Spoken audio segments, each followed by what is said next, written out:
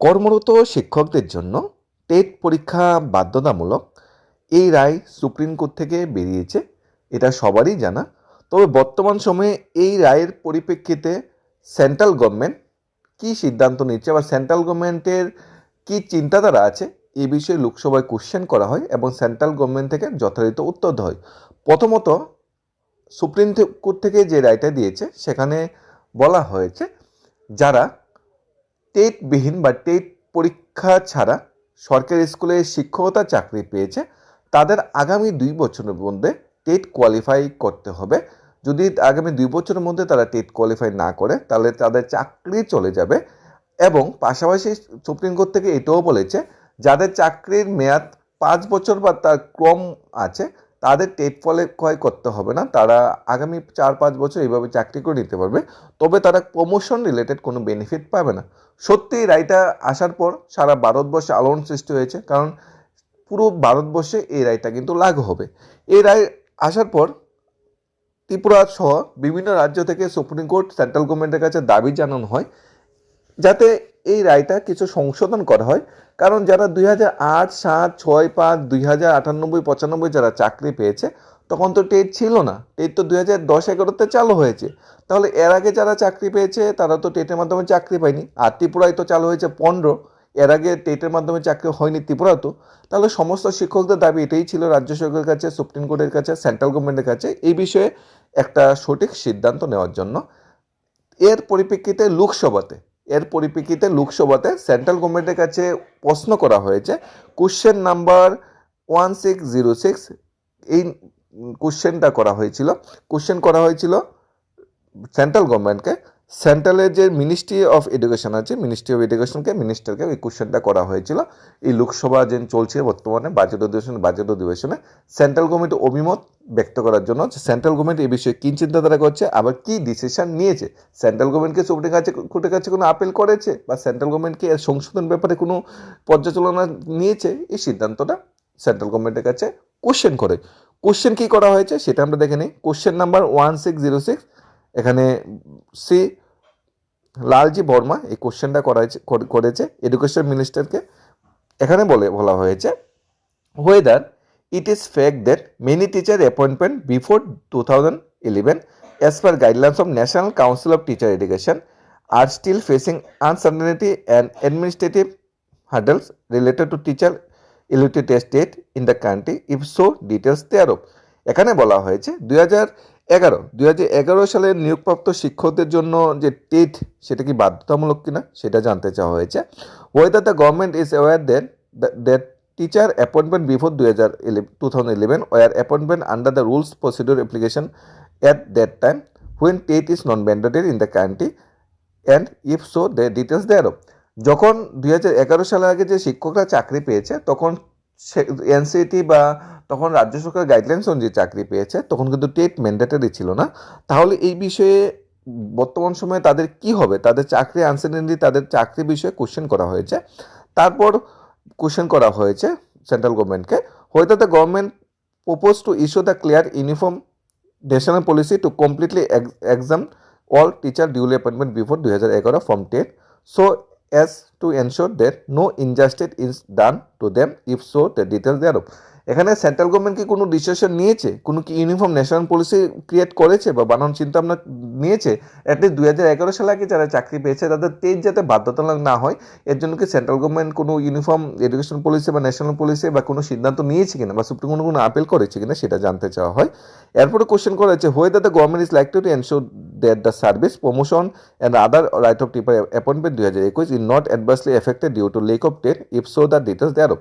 হ্যাঁ, এখানে যারা বলা হয়েছে যে টেট না থাকলে প্রমোশন হবে না, অ্যাটলিস্ট যখন তারা চাকরি পেয়েছে তখন টেট বাধ্যতামূলক ছিল না, তাই তাদের প্রমোশন যাতে কোনো এফেক্ট হয়, তাদের প্রমোশন বেনিফিট যাতে দেওয়া হয়। এই বিষয়ে সেন্ট্রাল গভর্নমেন্ট কী চিন্তা ভাবনা করছে বা সেন্ট্রাল গভর্নমেন্টে কী পলিসি আছে যে এই যে রায় বেরিয়েছে এই রায়ের বিপক্ষে বা এই রায়ের পক্ষে বিপক্ষে সেন্ট্রাল গভর্নমেন্ট অভিমত, এবং সেন্ট্রাল গভর্নমেন্ট কি 2011 সাল আগে চাকরি যারা পেয়েছে তাদের চাকরি বাঁচানোর জন্য কোনো সিদ্ধান্ত নিয়েছে বা প্রমোশন যে আটকে যাবে সে বিষয়ে কোনো সিদ্ধান্ত নিয়েছে কিনা সে বিষয়ে কোশ্চেন করেছে লোকসভায়। এখানে minister of the state in the ministry of এডুকেশনের শ্রী জয়ন্ত চৌধুরী যে উত্তরটা দিয়েছে এখানে বলা হয়েছে এ টু ই যে কোশ্চেন, এই সবগুলো উত্তর উনি একসাথে যেটা প্রোভাইড করেছে।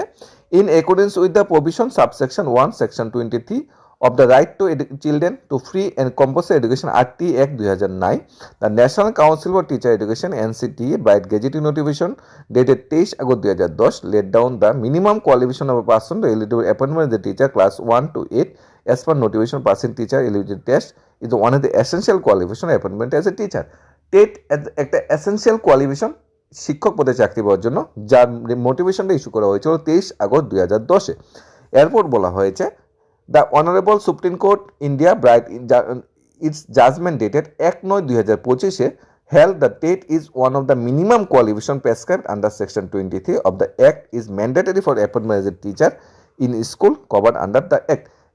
এরপর যেটা 1/9/2025 সালের সুপ্রিম কোর্টের রায় অনুযায়ী সুপ্রিম কোর্ট যেটা বলেছে, টেট একটা মিনিমাম কোয়ালিফিকেশন যেহেতু শিক্ষক নিয়োগে, তাই যারা টেটের মাধ্যমে যারা চাকরি পায়নি বা টেট চালু হওয়ার যারা চাকরি পেয়েছে তাদের কিন্তু টেট লাগবে।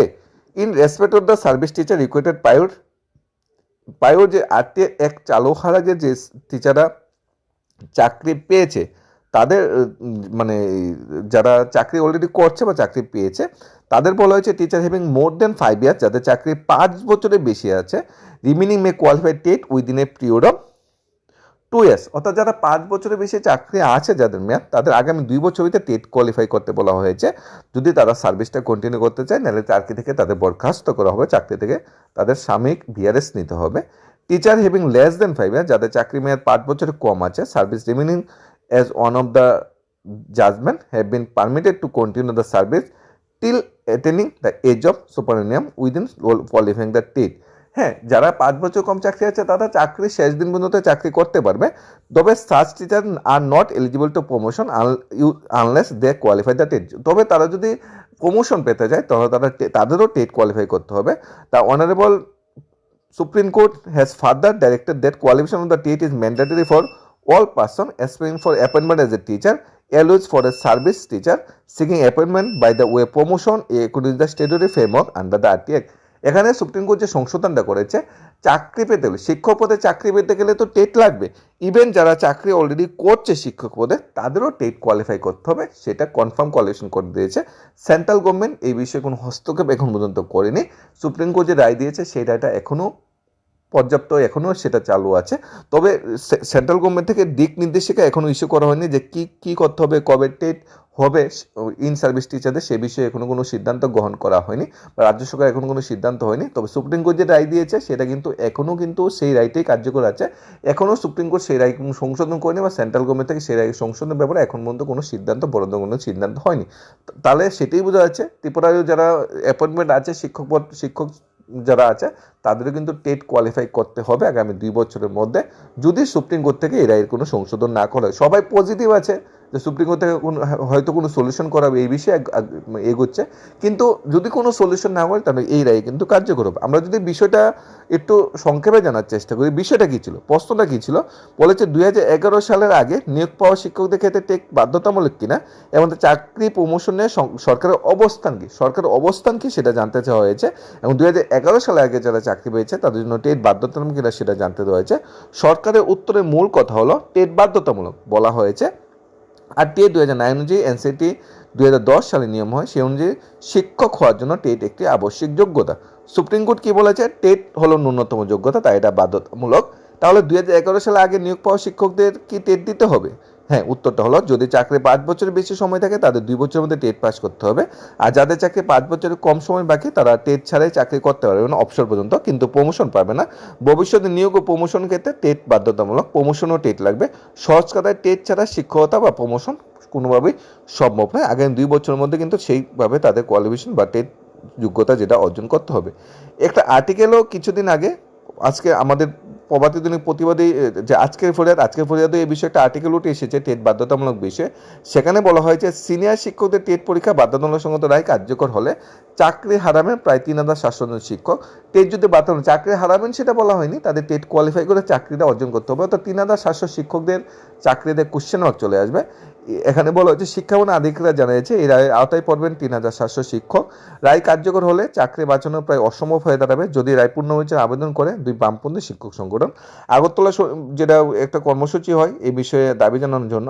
ত্রিপুরায় সবচেয়ে বেশি যেটা এফেক্ট হবে 2012 সালে যারা বিজ্ঞান শিক্ষকরা চাকরি পেয়েছে তারা কিন্তু কেউ টেটের মাধ্যমে চাকরি পায়নি, সেটা সবচেয়ে বড় কোশ্চেন। এখন যদি সুপ্রিম কোর্ট থেকে এককালীন ছাড়ও দেওয়া হয়, সুপ্রিম কোর্ট থেকে যদি বলাও হয় যে 2011 সালে যেহেতু টেট চালু হয়েছে, 2011 সালে আগে যারা চাকরি পেয়েছে তাদের টেট লাগবে না, সেইটা যদি এককালীন ছাড় দেওয়া হয়, ত্রিপুরায় কিন্তু 2012 সালে বিজ্ঞান শিক্ষকরা চাকরি পেয়েছে তাদের চাকরিতে কিন্তু কোশ্চেন মার্ক চলে আসবে।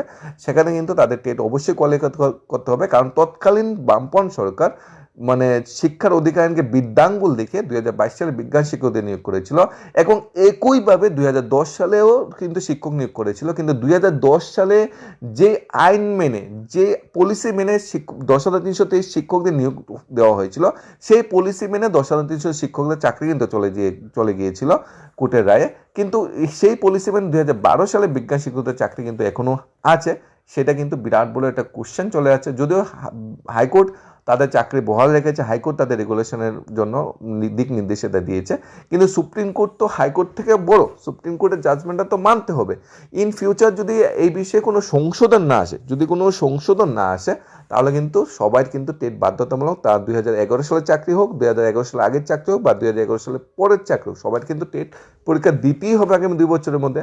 আর সুপ্রিম কোর্ট যদি এককালীন সংশোধন করে যদি সুপ্রিম কোর্ট এরকম রায় দেয় যে এককালীন ছাড় দেওয়া হলো 2011 সালে আগে যারা চাকরি পেয়েছে তাদের টেট লাগবে না, তারপরেও কিন্তু ত্রিপুরায় বিজ্ঞান শিক্ষকরা যারা চাকরি পেয়েছে 2012 সাল তাদের কিন্তু টেট লাগবে, এটা কিন্তু ম্যান্ডেটারি হয়ে যাচ্ছে সুপ্রিম কোর্টের রায় অনুযায়ী। এখন কিন্তু এর বিষয়ে কোনো সংশোধন হয়নি, কোনো সংশোধনীয় কোনো আইন কিন্তু পাস হয়নি, এর সংশোধন করার বিষয়ে কোনো চিন্তাধারা কিন্তু এখনো হয়নি।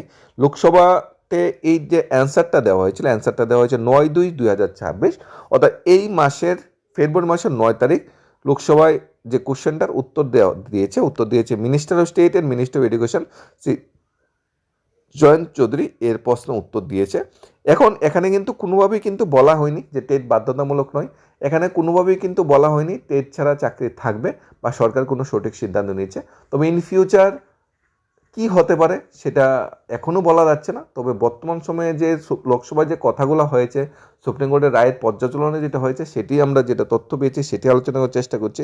আশা করছি যে আমাদের দেশের সরকার এককালীন আমাদের ছাড়ের জন্য সুপ্রিম কোর্টে নিজে থেকে কিছু একটা ব্যবস্থা করবে বা ইউনিফর্ম কোনো এডুকেশন পলিসি বানাবে বা সুপ্রিম কোর্ট রাজ্য সরকারের বক্তব্য অনুযায়ী সাড়া দিয়ে এককালীন ছাড় চাওয়ার চেষ্টা করবে। কারণ প্রচুর শিক্ষক আছে তারা 2011 সালে আগে নিয়োগ হয়েছে, তখন টেট বাধ্যতামূলক ছিল না, তারা সেই রাজ্য সরকারের নিয়ম নীতি অনুযায়ী নিয়োগপ্রাপ্ত হয়েছে। তাই সেই বিষয়টা যাতে এককালীন বিবেচনা করে যাতে অ্যাটলিস্ট এককালীন ছাড় দেওয়া হয়, না হলে কিন্তু ত্রিপুরার শিক্ষা ব্যবস্থা সহ দেশের শিক্ষা ব্যবস্থা কিন্তু পুরোপুরি ভেঙে যাওয়ার উপক্রম হতে পারে। তবে প্রমোশন যে বিষয়টা, এটা 100% এটা থাকতেই পারে যে টেট ছাড়া প্রমোশন হবে না, সেটা থাকতেই পারে। কিন্তু কেউ চাকরি পেয়েছে 2011 সালে, কেউ যদি 2010-এ চাকরি পেয়েছে, অলরেডি 16 বছর 17 বছর 20 বছর চাকরি করে নিয়েছে, এরপর যদি বলে টেট দিতে হবে, সেটা কোনোভাবেই সম্ভব নয়, সেটা কোনোভাবেই পেরে ওঠা সম্ভব নয়। তাই এটা রাজ্য সরকার এবং কেন্দ্রীয় সরকার একসাথে হয়ে এর কোনো সঠিক সলিউশন আনা দরকার। বিশেষ করে ত্রিপুরা রাজ্যে যে সরকারের অনুমোদিত বিদ্যালয়গুলো আছে, যেগুলা ত্রিপুরা সরকারের বেতন পরিকাঠামো যে স্যালারি ড্র করে, সেই শিক্ষকরাও কিন্তু বর্তমান সময়ে টেটবিহীনই কিন্তু চাকরি পাচ্ছে এবং 2024-25-এও কিন্তু টেটবিহীন নিয়োগ হয়েছে। রামকৃষ্ণ স্কুল যেটা ত্রিপুরা সরকার অনুমোদিত স্কুল, ত্রিপুরা সরকার অনুমোদিত বেতন কমে ফিক্সড পেতে যারা চাকরিতে জয়েন করে, সেই স্কুলগুলো বিদ্যালয়গুলোতেও কিন্তু টেটের মাধ্যমে কিন্তু নিয়োগ হয় না, কিন্তু সরকার থেকে কিন্তু তাদের বেতন ভাতা অন্য সব কিছু দেওয়া হয়। সবগুলোর বিষয়ে একটা কুইরি, একটা ডাউট থেকে গিয়েছে, লোকসভায় সেই ডাউটটা ক্লিয়ার করার চেষ্টা করেছে সেই লালজি বর্মা, সে কোশ্চেনটা করেছে এবং সেই ডাউটটা বিষয়ে উত্তর দিয়েছে জয়ন্ত চৌধুরী। তবে সুপ্রিম কোর্ট যে রায় দিয়েছে সেই রায়টাও কিন্তু বর্তমান সময়ে কিন্তু এখনও সেই রায়টাই বহাল আছে, কোনো সংশোধনের ব্যাপারে সুপ্রিম কোর্ট বা সেন্ট্রাল গভর্নমেন্ট কোনো ডিসিশন নেয়নি। ধন্যবাদ।